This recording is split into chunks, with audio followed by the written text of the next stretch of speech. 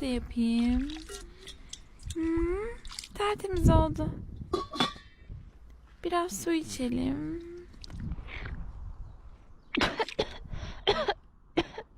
Uf, iğrenç. Gitme vakti. Suyumu ateşe koyacağım. Yumurtamı suda haşlayacağım.